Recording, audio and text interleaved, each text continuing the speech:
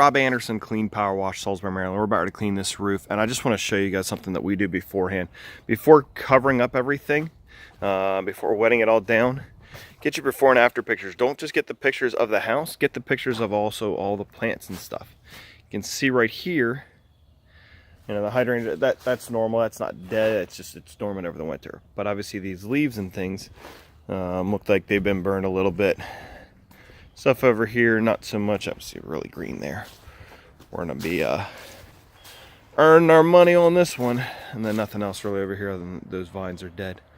But guys, that can be the difference by having that picture or video of it. And I like to do the video walk around because then I know that I haven't missed anything.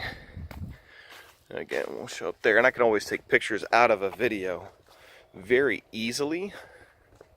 Like this one. This is a tree that is in a spot that we want to be careful about. We'll make sure that we're just basically directing all the any and all runoff afterwards so that that comes out. So we'll bag it while we're here, and then we'll leave a section of plastic so that it funnels the any additional runoff over into all these leaves. These bushes look fine. That tree looks fine. So again, it's just all about making sure that you've gotten everything documented and good to go. So it can save you some money, guys.